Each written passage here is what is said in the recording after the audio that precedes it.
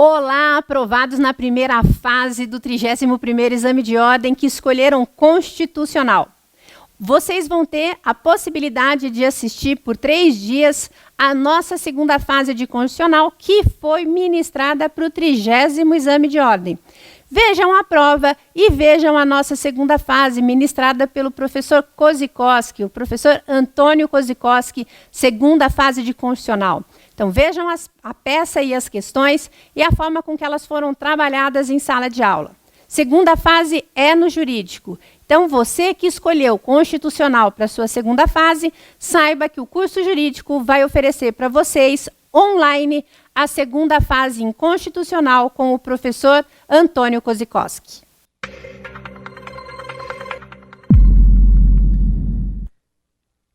E aí, pessoal, tudo bem? Vamos falar sobre uma nova realidade a partir deste encontro. Nós já tivemos um bloco de ações chamadas de ações introdutórias, ações que tinham uma mesma racionalidade formal. A gente estudou a ação pelo procedimento comum, depois fomos para a ação popular, depois fomos para a ação civil pública. Ações que divergiam nos propósitos, mas ações que se aproximavam na estrutura formal, lógica.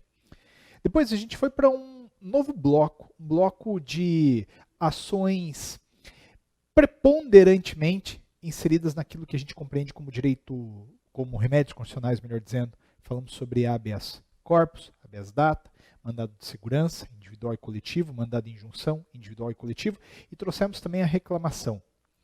Na sequência, iniciamos o bloco das ações de controle concentrado. E aí a gente foi para a ação direta de inconstitucionalidade, ação declaratória de constitucionalidade, arguição de descumprimento de preceito fundamental e ação direta de inconstitucionalidade por omissão. Agora, a gente começa um novo bloco, um bloco dos recursos. Sim, eles têm uma lógica diferente, a formalidade é outra agora. Você vai notar, inclusive, uma grande separação na primeira página do recurso, porque a gente vai fazer uma coisa que não fazíamos até então, que era assinar já na primeira folha a interposição do recurso. Você vai notar, é algo diferente. Existem 3 recursos com chance de cobrança. 3 recursos constitucionais, né? Porque também tem apelação, agravo, a chance é menor. Mas olhando para aqueles recursos de índole constitucional, a gente pode cobrar na prova de direito constitucional o recurso ordinário, o recurso especial e o recurso extraordinário. São recursos com propósitos diferentes, alguns mais fáceis que outros. O recurso ordinário é uma moleza. Entenda a moleza, né? É um recurso alcançável facilmente. E por isso eu vou começar com ele. A gente vai demorar um pouquinho mais nessa aula que aborda o nosso querido recurso ordinário, que já foi cobrado inclusive. O recurso ordinário ele está previsto lá no artigo 102, inciso 2, e também no artigo 105, inciso 2 da Constituição, e ele está regulamentado no artigo 1027 e seguintes do CPC. Aí, de largada, você fica intrigado com uma coisa. Fala, Antônio, como é que pode? Como é que pode o recurso estar previsto em 2 dispositivos? É no artigo 102 ou no 105? Então, existem 2 recursos ordinários. Um que vai para o STF e outro que vai para o STJ. Talvez, cientificamente, a minha fala não seja totalmente correta, dizer que há 2 recursos ordinários. O que há é um recurso ordinário que vai para um tribunal e outro que vai para outro. A gente vai separar o destino com base na hipótese de cabimento. Mas entenda, né? Na prática, tem um que vai para um tribunal, Supremo Tribunal Federal, e outro que vai para o Tribunal Superior Tribunal de Justiça. Por isso que as hipóteses de cabimento estão aí separadas na previsão constitucional.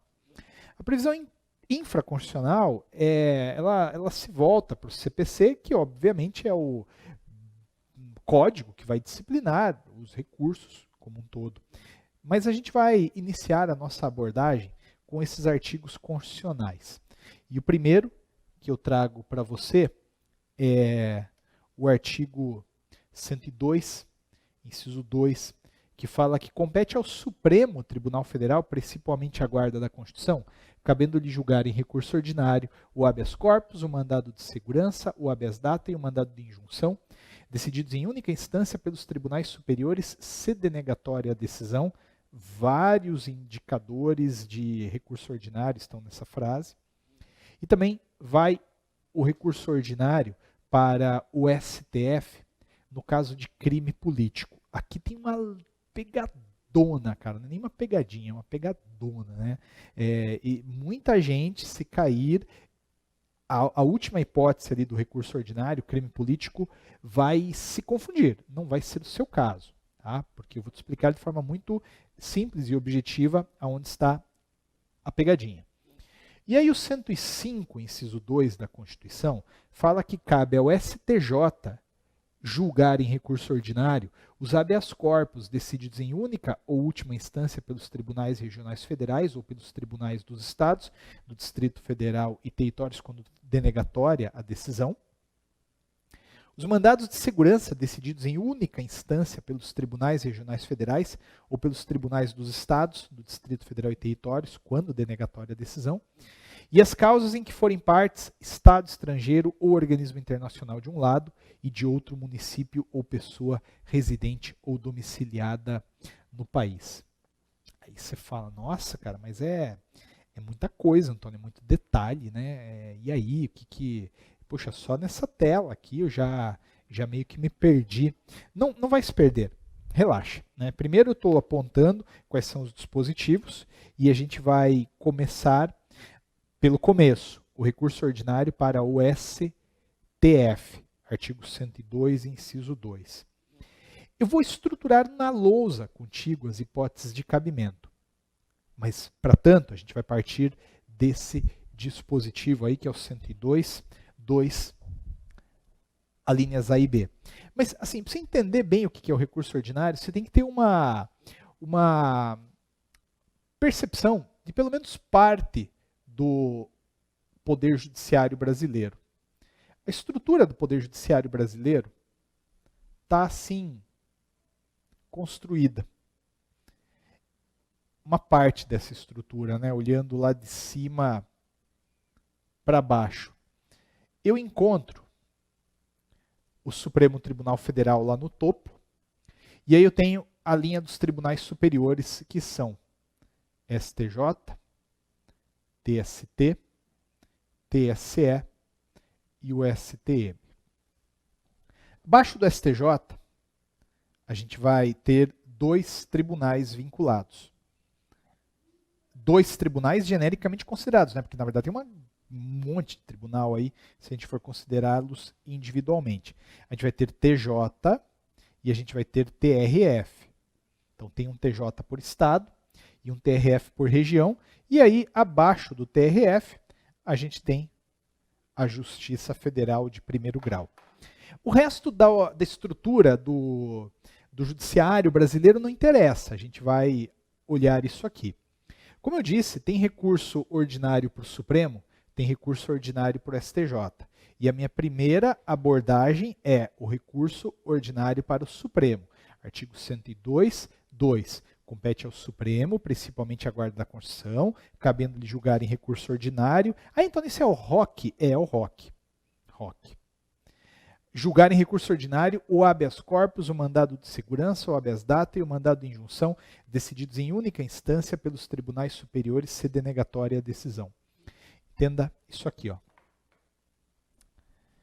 Eu mencionei, nessa linha A, tribunais superiores e 4 remédios constitucionais. Então, olha aqui. Se eu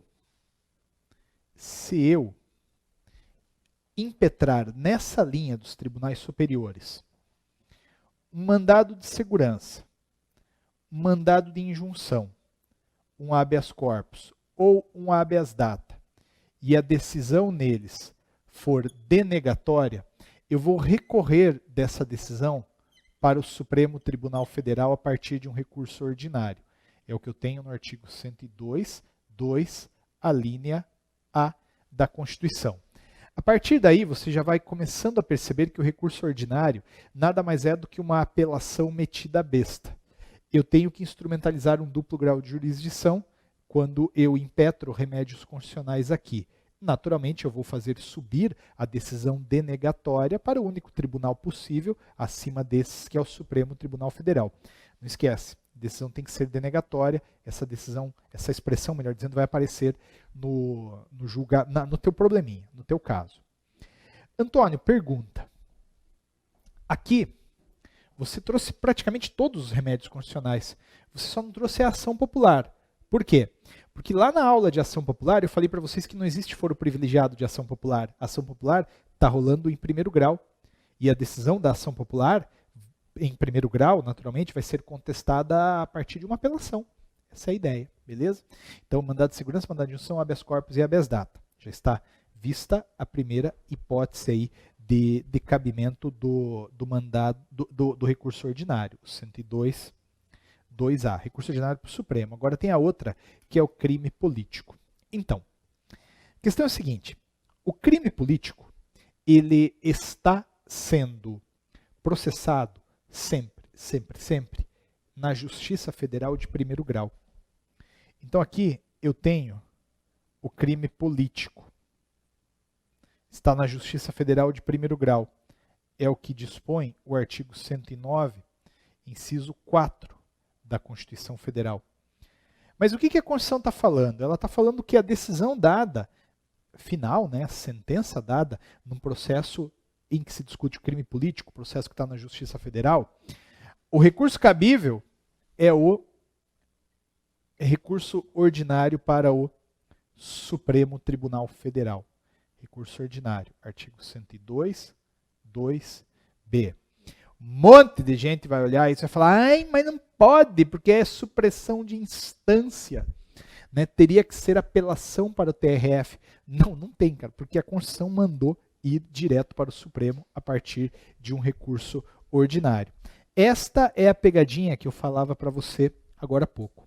Um monte de gente vai, na hora da prova, diante de uma situação como essa, fazer o quê? Fazer uma apelação. Vai falar, é uma decisão de primeiro grau da Justiça Federal, então só pode ser o recurso cabível, um recurso de apelação. Não é. Para impugnar a decisão na qual se discute crime político, a gente usa o recurso ordinário.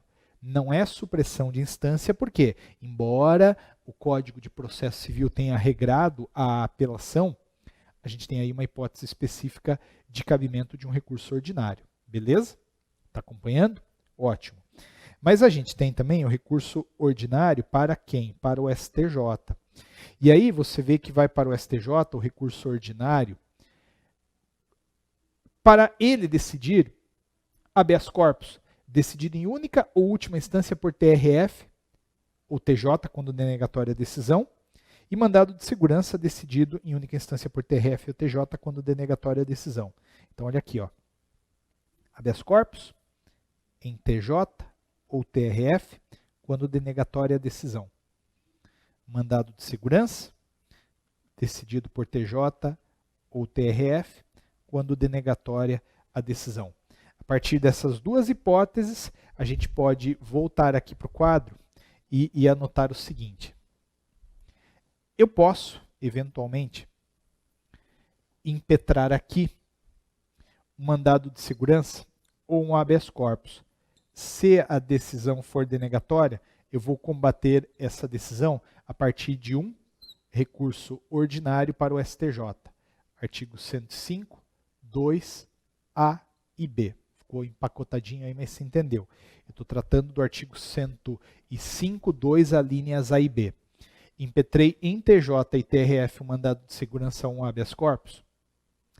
A decisão denegatória vai ser combatida a partir de um RO para quem? Para o STJ, que é o tribunal que está imediatamente acima, né? Seguindo aqui o organograma, é o tribunal que está imediatamente acima. E aí a outra hipótese de recurso ordinário para o STJ, além dessas duas, está na linha C. Causas em que forem parte estados estrangeiros ou organismos internacionais de um lado e de outro município ou pessoa residente ou domiciliada no Brasil.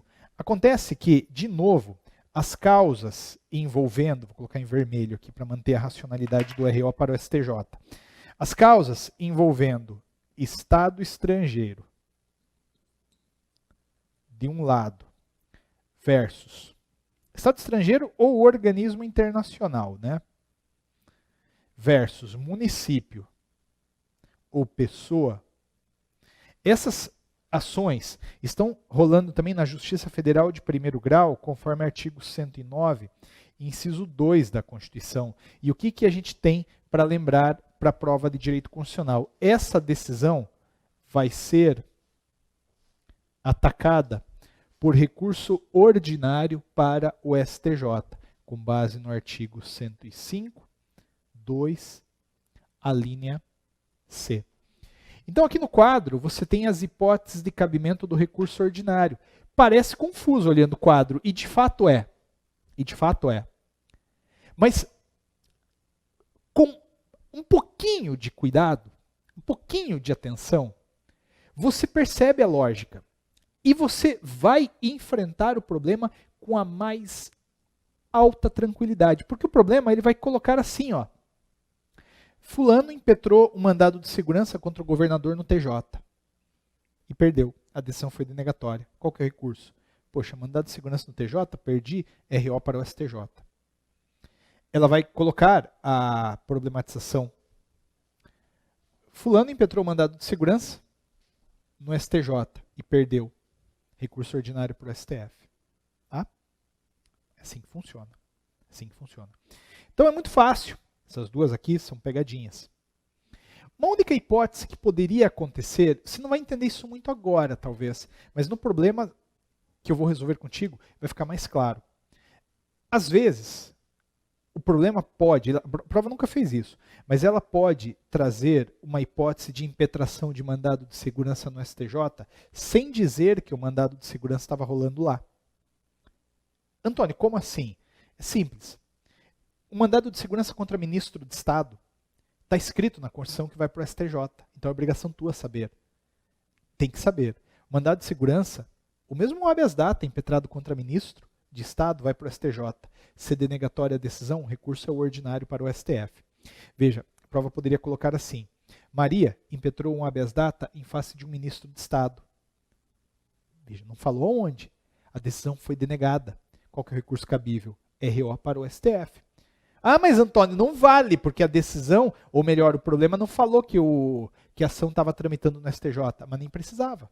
Nem precisava. Por quê? Porque a Constituição fala isso, né, que esse habeas data, o mandado de segurança, contra o ministro de Estado vai para o STJ. Então, pode ser que isso caia. Depois, se você não entendeu, eu vou te explicar melhor. Mas a gente abordou aí as hipóteses de cabimento, né, dos recursos ordinário para o STF e para o STJ. Você já entendeu. É complicado isso? Cara, não é muito, né? Assim, de todos os recursos é o mais fácil de todos. É o mais fácil de todos. Porque assim, é super, hiper, ultra, mega cartesiano. É isso aí. É isso aí. O recurso extraordinário, ele tem uma hipótese de cabimento, por exemplo, que é quando a decisão afrontar a Constituição. Cara, tem 1 milhão de hipóteses, então, dentro desta. Mas aqui é isso. O juiz federal da primeira vara federal julgou improcedente uma ação de crime político e a parte contrária quer recorrer. Qual é o recurso que cabe? RO para o Supremo Tribunal Federal. É uma ação que a gente vai levar direto para o Supremo, porque o histórico brasileiro, no que diz respeito a ações de crimes políticos, é complicado, né? Tem muita coisa errada. Pô, uma loucura, cara. Então a Constituição já veio e simplificou. Ótimo.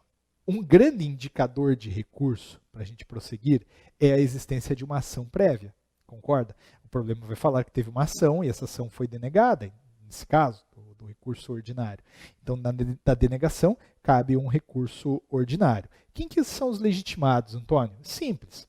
Os legitimados ativos e passivos serão sempre as partes prejudicadas por uma decisão judicial, na forma dos artigos que a gente já citou acima. Então, imagina você o seguinte, ó. Vamos pegar uma hipótese aqui do quadro.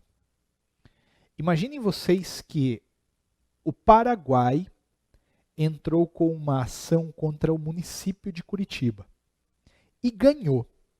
Então eu teria a seguinte lógica: uma ação em que o Paraguai, glorioso Paraguai, ajuizou em face do município de Curitiba. Esta ação foi julgada procedente. O pedido foi julgado procedente. Logo, o Paraguai ganhou e o município perdeu. Concorda? Essa hipótese está no quadro ali, na parte de baixo. Estado estrangeiro em face do município. Era uma ação que estaria rolando na Justiça Federal de primeiro grau. Vamos supor que ela foi julgada procedente pelo juiz da primeira vara federal de Curitiba. Você está representando o município. O que você vai fazer? Você vai entrar com um recurso ordinário, onde o recorrente será o município e o recorrido será o Paraguai. Por isso que eu falei que os legitimados, ativos e passivos para o recurso são as partes prejudicadas. Eu não vou nem usar a palavra prejudicada aqui, eu vou usar as partes envolvidas naquele processo onde foi proferida a decisão judicial. Porque o Paraguai não foi necessariamente prejudicado, por isso ele será o recorrido. Agora o município foi, por isso ele será o recorrente. Antônio pergunta, precisa qualificar esse povo de novo? Não precisa, porque eles já estão qualificados no processo. Concorda? Esse processo vai subir para o tribunal. Moleza.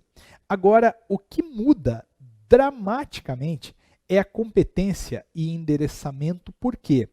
Porque uma coisa é quem julga o recurso e outra coisa é para quem você vai direcionar esse recurso. Não dá para errar isso aqui. Não dá para errar isso aqui. Olha, veja, eu posso trazer aqui já o seguinte. A competência para julgar o recurso ordinário é do Supremo ou do STJ, conforme os artigos citados. Concorda? É de um ou de outro.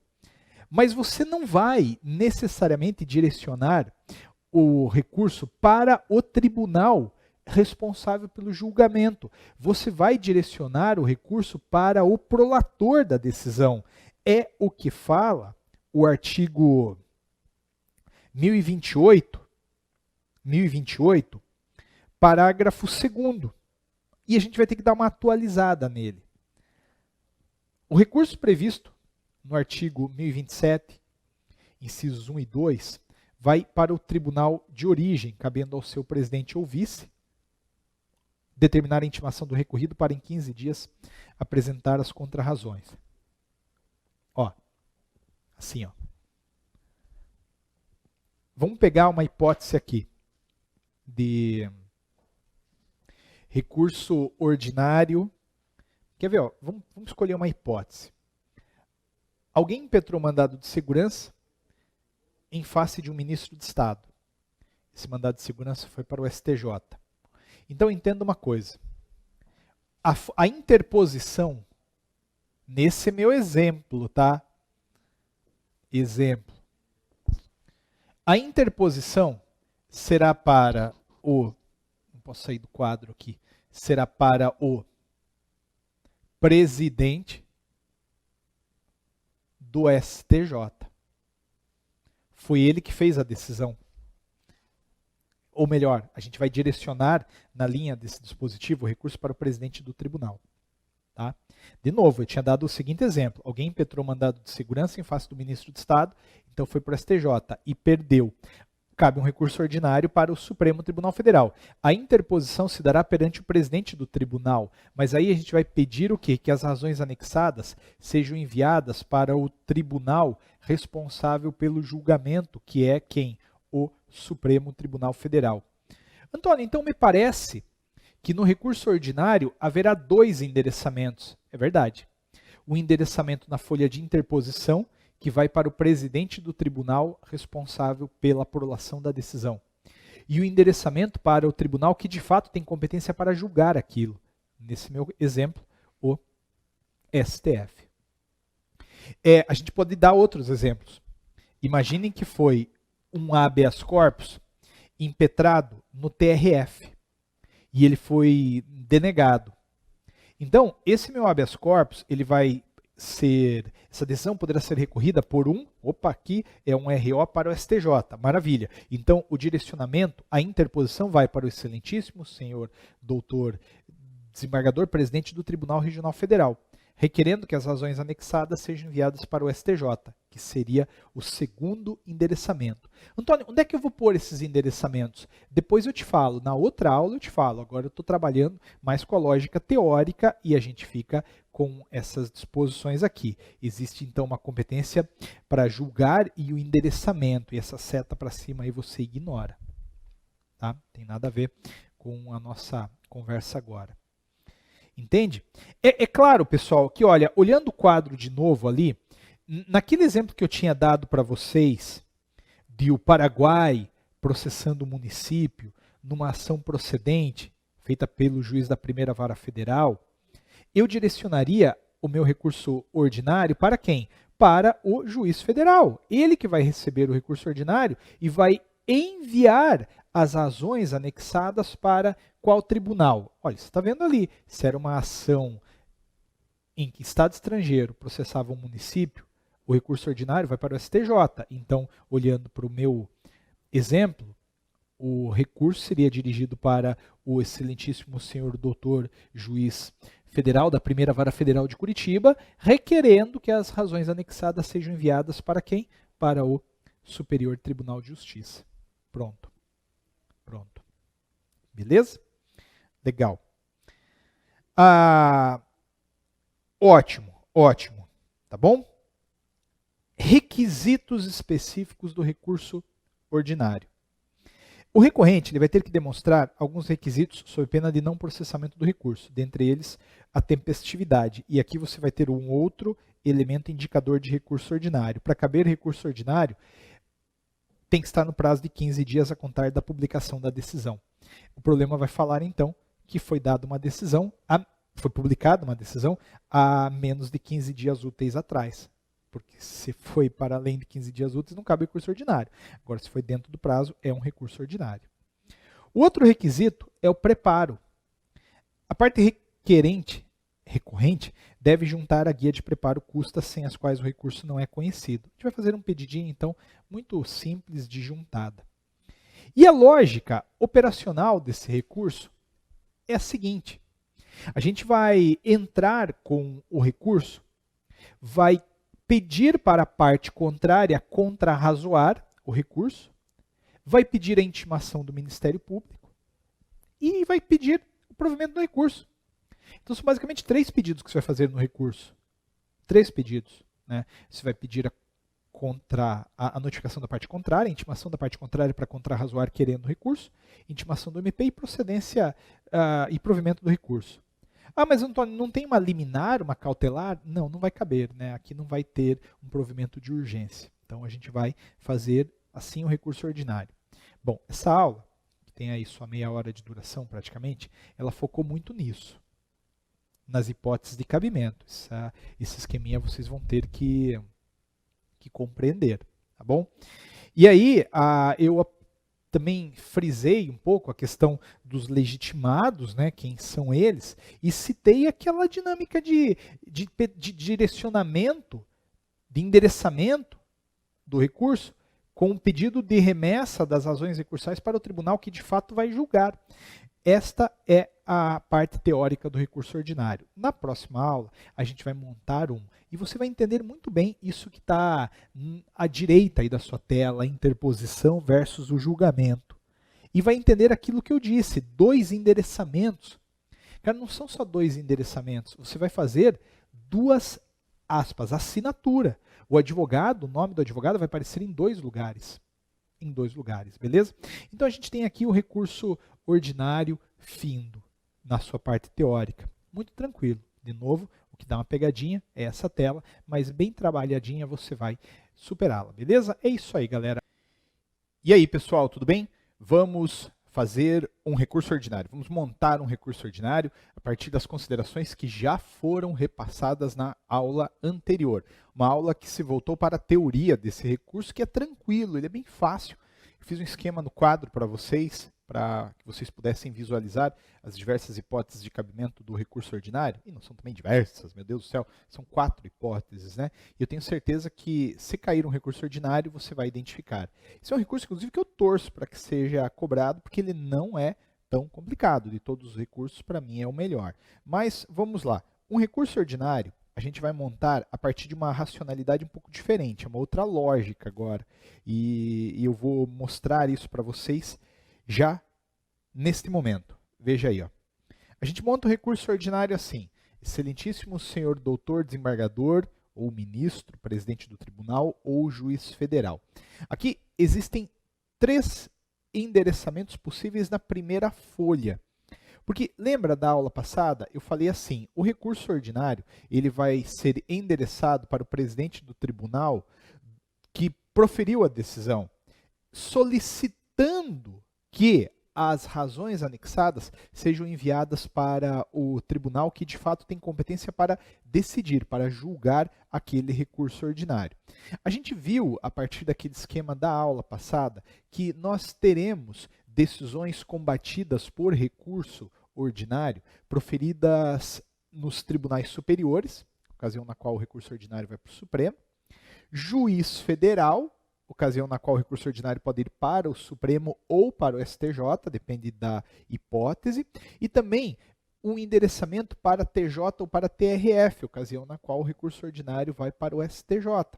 Então são sempre 3 endereçamentos apenas no recurso ordinário: o excelentíssimo senhor doutor desembargador daquele TJ ou TRF, mais uma vez, ocasião na qual as razões anexadas serão enviadas para o STJ, excelentíssimo senhor doutor ministro presidente de um dos tribunais superiores, ocasião na qual o recurso ordinário será julgado pelo STF, e excelentíssimo senhor doutor juiz federal de uma comarca, estado, aquilo que você já entendeu, ocasião na qual o recurso ordinário pode ir ou para o STF ou para o STJ.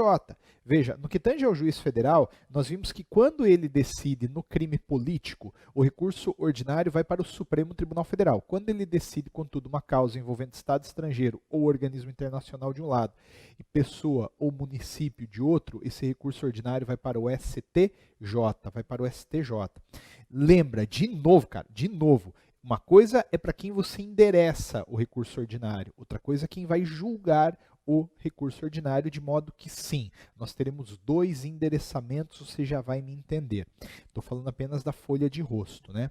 Aí você pula para a parte da indicação de qual é o número do processo, porque se você está fazendo um recurso, já tem um processo. Acredite, cara, já tem um processo se você está fazendo um recurso. Não é tradição no direito constitucional indicar no problema qual é o número do processo, mas pode ser que apareça, e se não aparecer, você coloca também de forma genérica autos reticência. E aí, recorrente, já qualificado nos autos acima indicados, decorrentes de qual ação era a ação originária? Era uma ação popular, um mandado de segurança? A ação popular não poderia ser, né, porque a ação popular não cabe, mas um mandado de segurança, um habeas data, isso tem que indicar qual é a ação, né? Recorrente, já qualificado nos autos acima indicados, decorrentes de, que move em face de, ou é movida por um recorrido. Né? Você tem que trabalhar assim com a lógica de quem foi o autor e o réu na ação principal e quem é o recorrente e o recorrido agora. Por intermédio de seu procurador ao final assinado, instrumento de procuração anexado, vem com fundamento no artigo, aí não sei qual é, né? Pode ser o 102.2 ou 105.2, depende qual é a hipótese de cabimento do recurso ordinário. Vem com fundamento nesse artigo interpor o recurso ordinário em face da decisão de folhas proferida por alguém, com base nas razões anexadas, requerendo sejam as mesmas recebidas e remetidas ao Supremo Tribunal Federal ou Superior Tribunal de Justiça, mais uma vez depende de quem está com a competência constitucionalmente definida para julgar o recurso ordinário. E aí você já vai fechar a petição de interposição. Esse ponto que é interessante, é essa a lógica diferente dos outros recursos. Vejam só. Aqui, ó, então vamos fazer assim, a primeira folha, né? do teu recurso ordinário.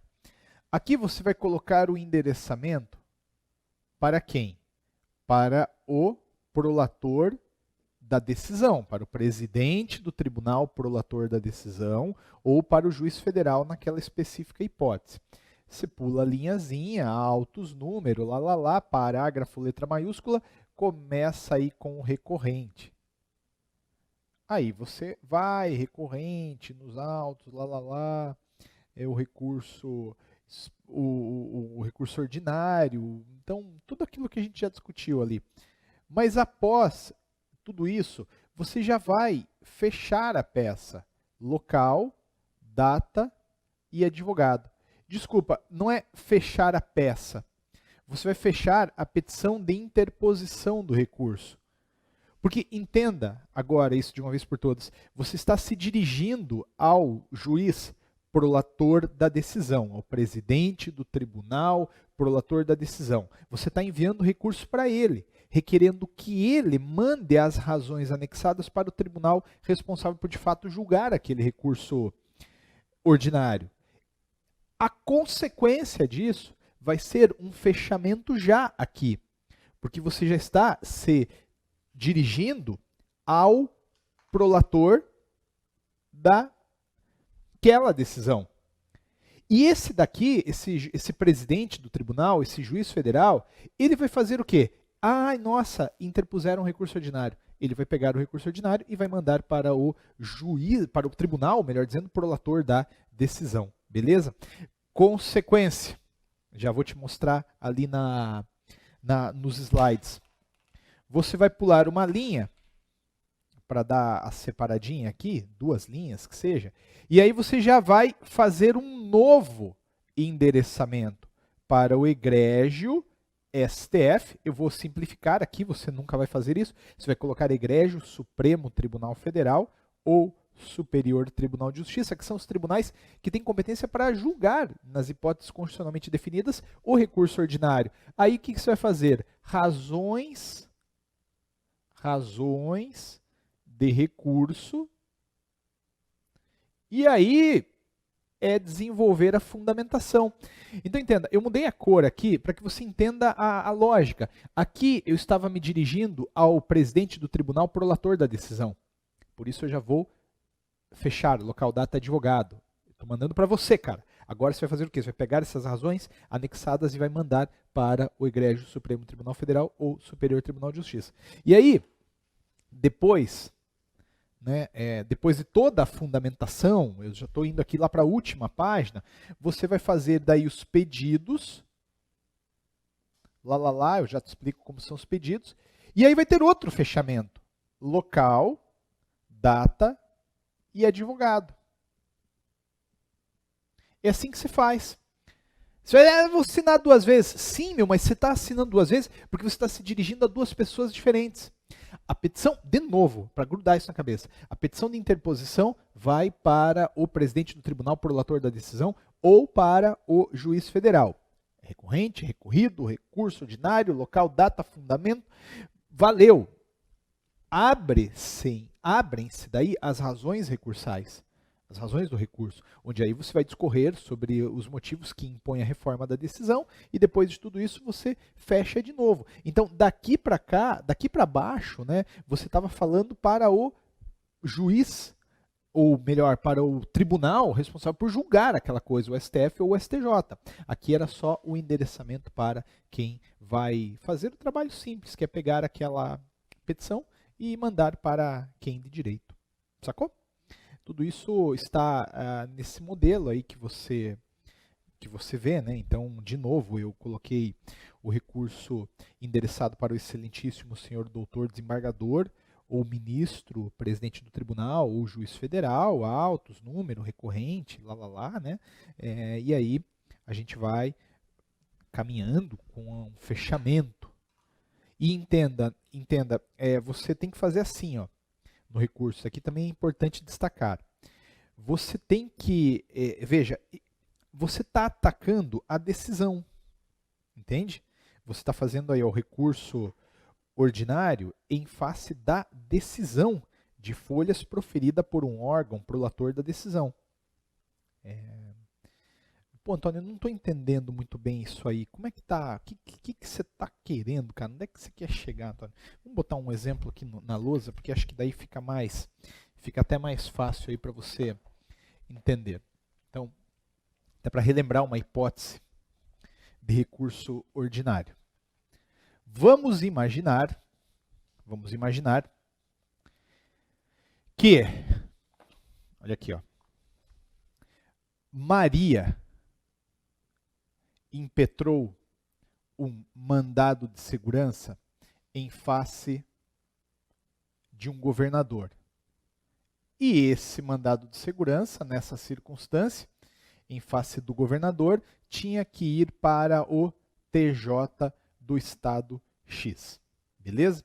O governador do estado X, a ação estava tramitando no TJ do estado X. Isso tudo você não vai ter que pressupor ali no problema. O problema ele vai trazer isso para você. Então a Maria impetrou um mandado de segurança em face do governador X. O mandado de segurança foi distribuído para o TJ do estado X, que denegou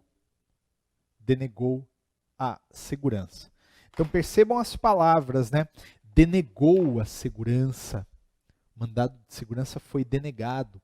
A gente tem aí uma palavrinha que é indicadora de recurso ordinário. Você tem que recorrer. Pois bem, o recorrente, aqui, ou melhor, a recorrente, sem dúvida alguma, é a Maria. Porque é a Maria que está perdendo o mandado de segurança, concorda? Recorrido é o governador do estado X. Ele que vai contrarrazoar aquela coisa ali, né? Só que esse recurso ordinário você vai interpor contra a decisão do Tribunal de Justiça do estado X. Então você vai colocar em face da decisão proferida pelo TJ do estado X. Mas agora que você tem as hipóteses, então, aí do recurso ordinário, aí um exemplo de um potencial recurso ordinário, aí eu te pergunto, né? Esse recurso ordinário aqui, olha, denegação de mandado de segurança por TJ. Esse recurso ordinário vai para quem? Cara, se estou falando... Lembra daquilo que eu falei na aula passada? O recurso ordinário nada mais é do que uma apelação metida à besta, né? Se foi o TJ que denegou, eu vou recorrer para o tribunal imediatamente acima. Então, veja só, o julgamento deste recurso ordinário vai ser feito pelo STJ. Mas o endereçamento da folha de interposição vai ser para quem? Para o desembargador presidente do TJ do estado X. O que esse cara vai fazer? Ele vai pegar o recurso ordinário e vai simplesmente enviar as razões para cá. Então, a partir desse caso aí, a gente pode fazer a confecção aqui, né? Enfim, do recurso ordinário. Seria assim, ó, excelentíssimo senhor doutor, vou mudar a canetinha aqui, ó. Excelentíssimo senhor doutor. Bom, como eu estou endereçando para TJ do estado X, é excelentíssimo senhor doutor desembargador, presidente do Tribunal de Justiça do estado X. Concorda? Pulou linha. Ah, esse problema não falou quais eram os autos, então você bota autos reticência. Se tivesse dito que era o auto 1, 2, 3, 4, você botaria auto 1, 2, 3, 4. Né? Recorrente. Ah, recorrente é a Maria. Lembra? É a Maria. Maria que já foi qualificada nos autos acima indicados, decorrentes de... Qual que era o processo mesmo? Ah, Antônio, era um mandado de segurança. Está ali, ó, mandado de segurança. Mandado de segurança que move em face de governador do estado X. Por intermédio de seu procurador ao final assinado, instrumento de procuração anexada, vem com fundamento no artigo.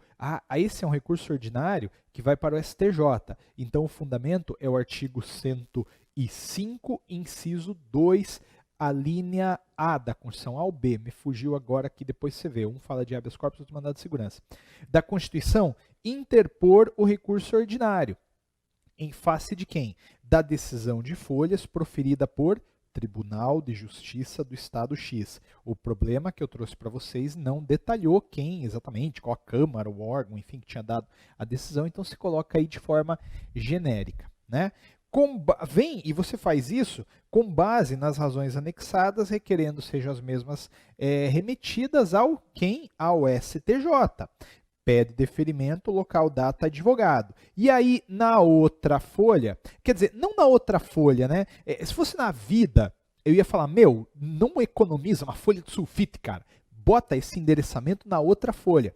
Mas como você tem na prova 5 páginas, então, ao fim desse endereçamento aqui, você vai pular 1, 2 linhas só para dar aquela separadinha, concorda? E aí você já vai fazer um novo endereçamento. Não tem nenhum problema desse endereçamento ficar no meio da página.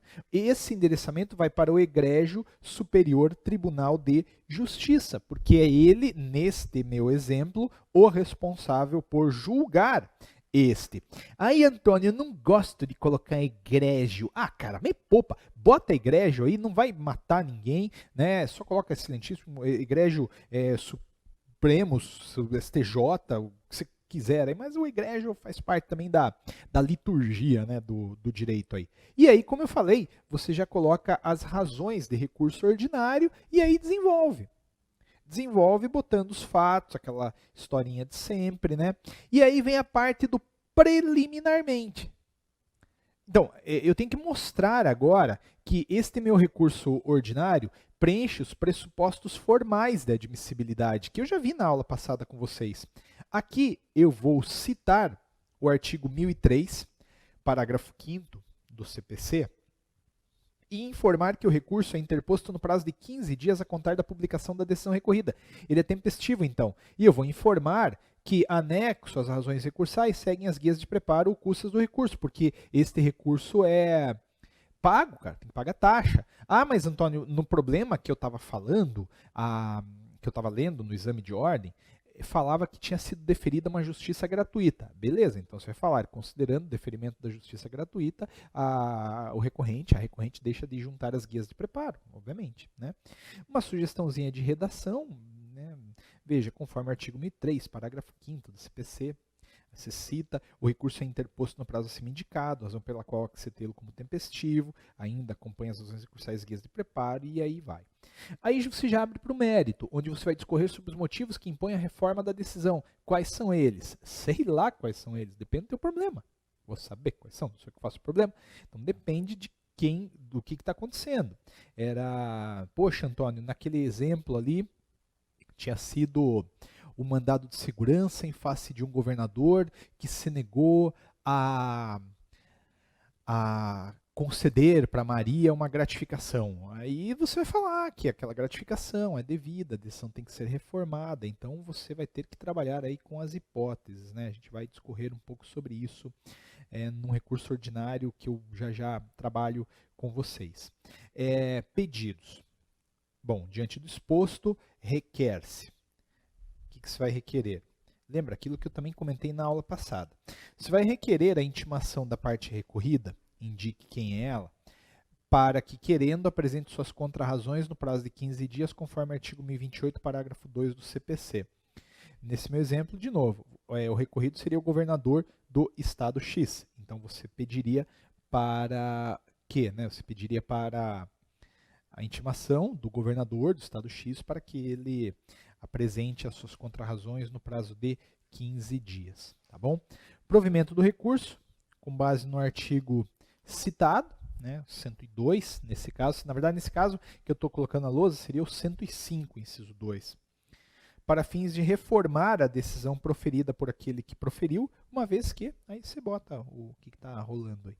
Beleza? Intimação do Ministério Público, tem que colocar a intimação do Ministério Público.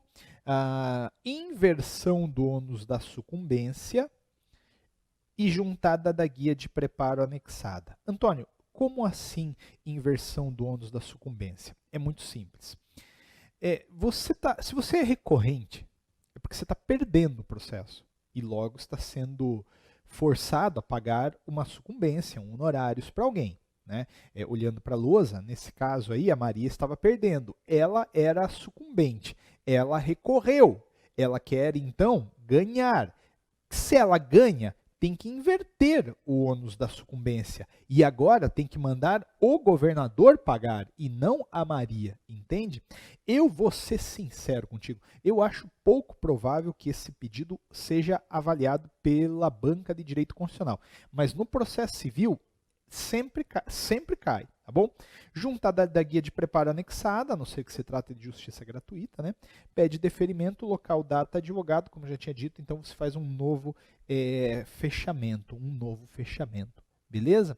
E é isso, e aí você tem um recurso ordinário. É um outro modelo, é uma outra proposta, é o primeiro recurso que a gente constrói, os demais seguirão essa mesma dinâmica, e já caiu um recurso ordinário, já caiu.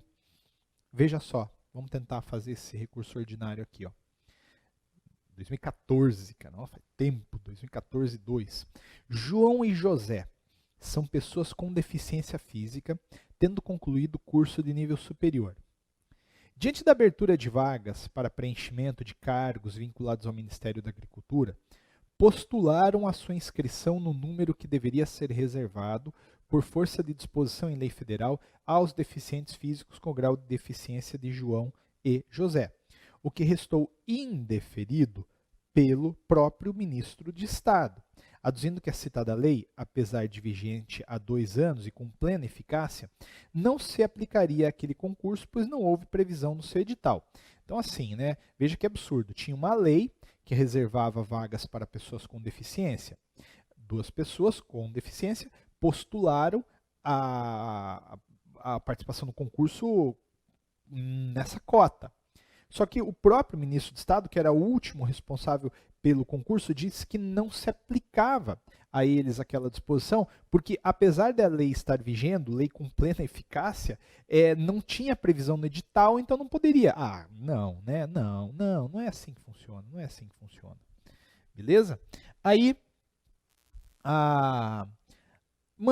o que aconteceu? Irresignados, os candidatos apresentaram um mandado de segurança originariamente no âmbito do STJ, tendo a sessão competente, por maioria de votos, denegado a segurança, dando razões ao ministro de Estado. Houve embargos de declaração improvidos, ainda inconformados apresentaram o recurso cabível contra a decisão do colendo STJ. E aí é para você redigir essa peça. Tá? Pessoal, o que eu tenho na essência aqui? Eu tenho um mandado de segurança impetrado originariamente no STJ e denegado.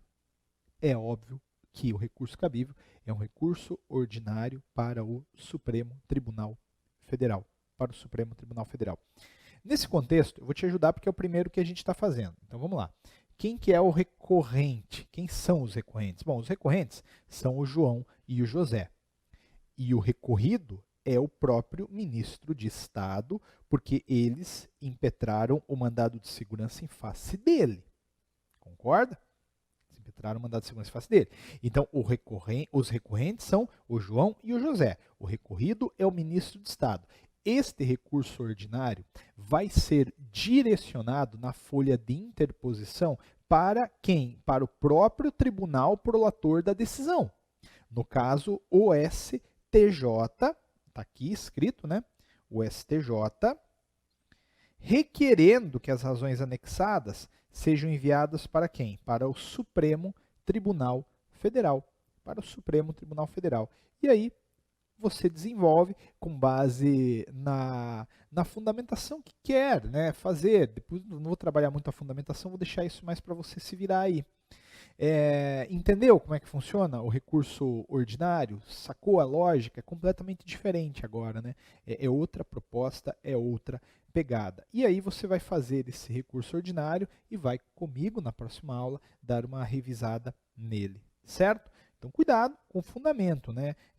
Questão de a ausência do edital não impõe aí o afastamento da previsão de lei, né? De lei. A própria Constituição fala, dá uma olhada ali no artigo 37, a própria Constituição fala que os concursos públicos vão reservar percentuais de vagas para pessoas com deficiência, então está mais que presente aí um belo fundamento para você anular a decisão do STJ.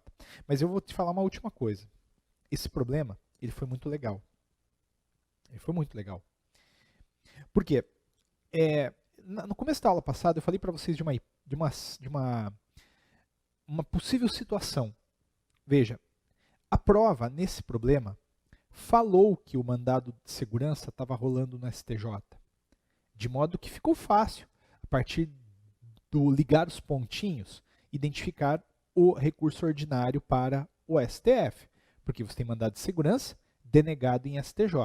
Mas o que eu quero que você perceba comigo? A prova, nessa circunstância, não precisava ter dito que este mandado de segurança tinha sido impetrado no STJ.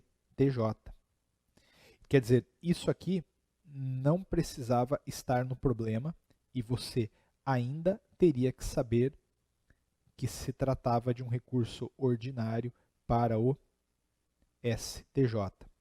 Por que, Antônio? Como é que eu ia saber? Vou ter que adivinhar agora? Não é que você vai ter que adivinhar, é que você sabe que mandado de segurança impetrado em face de ministro de Estado vai originariamente para o STJ. Concorda? Pô, Antônio, não sabia disso. Tá, você talvez não lembrasse, mas eu estou te treinando e a gente está chegando aí na construção de um modelo, né? Veja, você tem que... até para eu achar aqui, cadê o artigo 105? Olha, o artigo 105, ele fala assim, compete ao STJ, 105b, processar e julgar originariamente os mandados de segurança e habeas data contra atos de ministro de Estado. Então, era obrigação da gente, de certa forma, entender que este mandado de segurança estava tramitando no STJ. E tendo sido denegado, cabia um recurso ordinário para o Supremo Tribunal Federal. Mas a prova não. Ela foi muito simpática e ela disse que este mandado de segurança estava no STJ, facilitando a nossa vida, tá bom? Antônio, a prova vai fazer como você está fazendo? Cara, não faço ideia. Eu acho que não. Né? A gente tem um modelo aqui já que não fez. Mas esteja preparado para isso. Na próxima aula a gente volta para dar uma corrigida nesse problema, tá bom? Agora a gente vai corrigir o recurso ordinário visto na aula passada, aquele impetrado pelo João e pelo José. Bom, você lembra que era uma hipótese de mandado de segurança impetrado em face do ministro de Estado, ministro da Agricultura, né? E a decisão tinha sido denegada. Então, se era um mandado de segurança contra um ministro, esse mandado de segurança só poderia estar tramitando no STJ. A banca trouxe essa informação para a gente, mas era obrigação da gente saber também. Né? Portanto, legal, a banca foi simpática. A decisão, então, foi denegada pelo STJ, de modo que a gente vai direcionar o mandado de segurança para o excelentíssimo senhor doutor ministro presidente do Superior Tribunal de Justiça. Autos número, o processo não tinha dito qual era o número, o problema, melhor dizendo, não tinha dito qual era o número do processo, então a gente generaliza, né? João e José, já qualificados nos autos acima indicados, decorrentes de mandado de segurança que movem em face de um ministro, né, o ministro da Agricultura, por intermédio de seu procurador ao final assinado, vem com fundamento no artigo 102, 2A da Constituição Federal, interpor o recurso ordinário em face da decisão de folhas, né? Não disse ali qual era a decisão, não disse qual era o número da folha, proferida, mas o fato que teve, né? Estava numa folha, provavelmente, proferida por Superior Tribunal de Justiça, com base nas razões anexadas, requerendo sejam as razões anexadas recebidas e remetidas para quem vai julgar, que é o Supremo Tribunal Federal, e aí já pede deferimento, local, data, advogado e pronto. E pronto. Correto? Esse é o nosso recurso ordinário. E aí, pulou uma linhazinha e já colocou o egrégio Supremo Tribunal Federal. Já coloca ali na segunda, logo abaixo, o egrégio Supremo Tribunal Federal, razões de recurso. né? E aí você vai discorrendo sobre os fatos, nada demais dos fatos. E aí, preliminarmente, tempestividade e preparo. Conforme o artigo 1003, parágrafo 5º do CPC, né, com exceção dos embargos declaratórios, os recursos, inclusive o recurso ordinário, deve ser interposto no prazo de 15 dias úteis a contar da intimação da decisão. O recurso é interposto nesse prazo, razão pela qual há que se tê-lo como tempestivo. Ainda acompanham as razões recursais as guias de preparo. Simples. Mérito. Com efeito, a negativa imposta aos recorrentes de participarem de concurso público, correndo as vagas de portadores de necessidades especiais, viola frontalmente a Constituição, posto que o seu artigo 37.8 assegura expressamente a reserva de vagas para pessoas portadoras de deficiência. Então, veja, aquele fundamento de que havia uma lei, mas não havia previsão no edital, é superável, porque a própria Constituição fala que tem que reservar vaga para pessoa com deficiência. E aí eu transcrevi o artigo 37.8. Dentro dessa premissa, não poderia a falta de previsão editalícia se sobrepor, na medida que somente a lei pode obrigar as pessoas a fazerem ou a deixarem de fazer alguma coisa. É o que se depreende do artigo 5º, inciso 2, que é o da legalidade. Legalidade que está sempre presente em problema, cara, você já percebeu isso. Na medida, e outro exemplo, né, na medida em que a autorização foi negada, também a igualdade foi violada. A igualdade que encontra suporte no texto constitucional, mais especificamente no artigo 5º caput, e no próprio inciso 1. Né? Então a decisão deve ser reformada. E aí, o que eu pedi? A intimação da parte recorrida, o ministro de Estado da Agricultura, para que, querendo, apresente suas contrarrazões no prazo de 15 dias, conforme artigo 1028, parágrafo 2º do Código de Processo Civil. Concorda comigo? Maravilha. Depois, a gente pediu ali a intimação do Ministério Público. Tinha falado para você também colocar isso aí, intimação do Ministério Público. Correto? A banca já pontuou esse assunto aí, esse requisito. Depois, o provimento do recurso com base no artigo 102, a linha A da Constituição, para fins de reformar a decisão proferida pelo STJ, uma vez que ofende a Constituição nos artigos acima citados. E aí, depois disso, genérico pedido, mas vamos lá, a inversão do ônus de sucumbência, juntada da guia de preparo anexada, pé deferimento, local, data e advogado. E pronto, acabou. E você tem aí o recurso ordinário, né? Tem o recurso ordinário.